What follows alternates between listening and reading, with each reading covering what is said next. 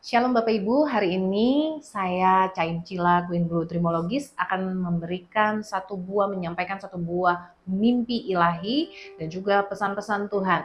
Saya percaya di balik sebuah mimpi, Tuhan ingin bicara, ingin menyampaikan sebuah pesan untuk seluruh umat Tuhan. Dan pastikan Bapak Ibu semua menyaksikan sampai akhir dan kiranya bisa menjadi berkat dan kekuatan untuk kita semua. Mimpi ini dari seorang ibu. Ya. Dan di dalam mimpinya, ibu ini berada di dalam sebuah gedung. Beliau bersama sang suami datang menghadiri sebuah acara. Dan di acara tersebut, ibu ini melihat seseorang sedang bernyanyi diiringi oleh grup band sekuler, grup band ternama. Dan di saat itu, ibu ini mengajak suaminya untuk keluar dari gedung tersebut. Dengan tujuan ia ingin mengambil atau membawa kue ini dari dalam gedung tersebut dan membawanya menjadi beberapa kotak ya.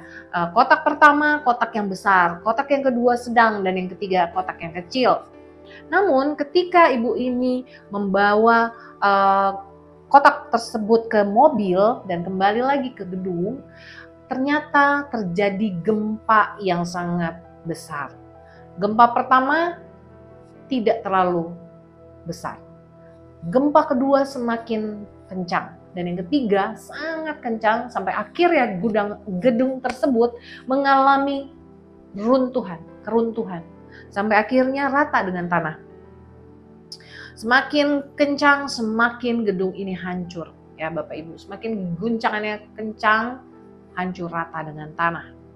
Dan saat gempa terjadi, ibu ini berteriak, "Tiarap!" Dan semua orang tiarap. Dan mereka melihat bahwa pohon bambu-bambu semua jatuh dan rata dengan tanah.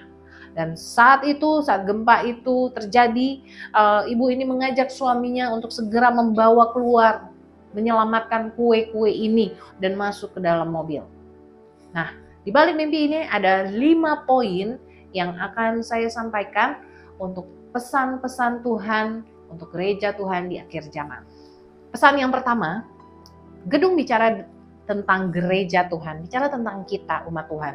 Artinya gereja tidak boleh dimix dengan cara dunia, yaitu mengumpulkan massa, mengumpulkan jemaat dengan cara-cara dunia, yaitu mengumpulkan orang dengan cara berkhotbah atau menyampaikan firman yang hanya enak didengar telinga. Kita menyebutnya sugar preaching ya, yang tujuannya untuk membuat manusia senang, bukan untuk menyenangkan Tuhan. Dan firman seperti ini tidak bisa mendewasakan atau hanya meninabobokan umat Tuhan. Mereka tidak menjadi umat yang orang-orang percaya yang dewasa, tapi semakin mendengar sugar preaching, mereka akan semakin seperti anak-anak rohani ya, tidak menjadi dewasa rohani. Khotbahnya hanya bertujuan untuk mengajak banyak orang datang ya, bukan untuk memuliakan Tuhan atau mendewasakan, mengajar, mendidik mereka, tapi hanya untuk mengumpulkan saja supaya terlihat banyak sehingga orang-orang datang hanya untuk mendengarkan firman yang menyenangkan hati mereka. Nomor 2, gereja tidak boleh keluar dari Holy Spirit dan menjadi Hollywood.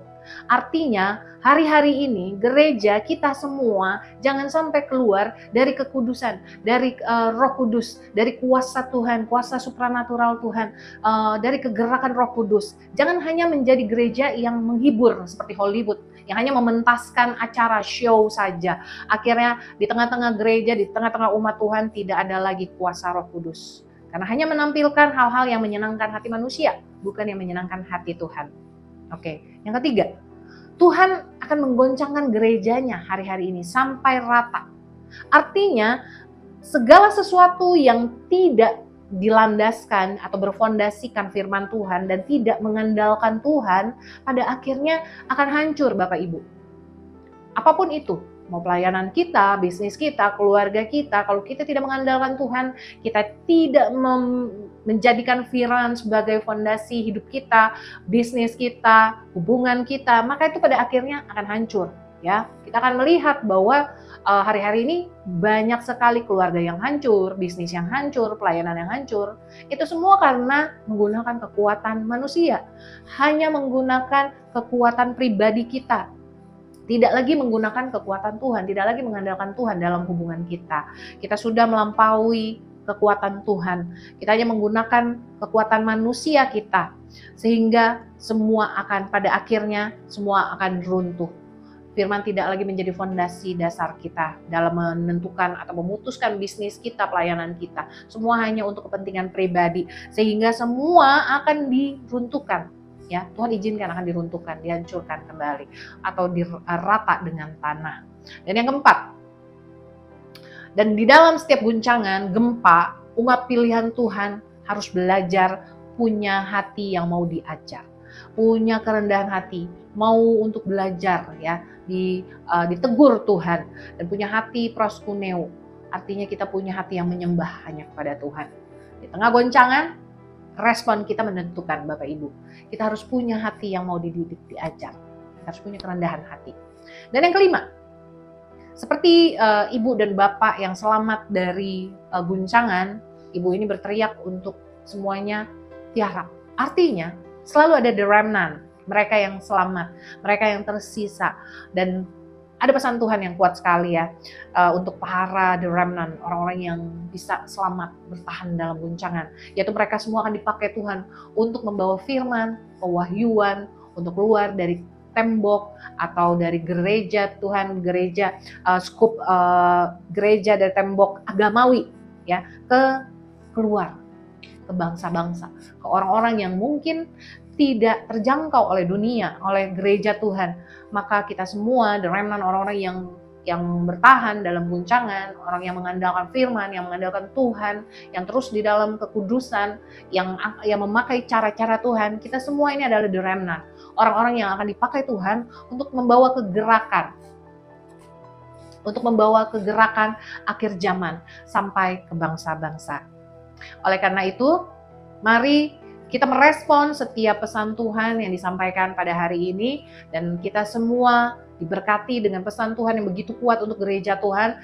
Jangan lupa untuk share kepada beberapa rekan, saudara, teman, Bapak Ibu, supaya kita semua bisa melewati setiap guncangan, setiap badai, setiap hal-hal yang Tuhan izinkan dalam hidup kita, dan kita punya respon yang benar untuk di tengah goncangan ini.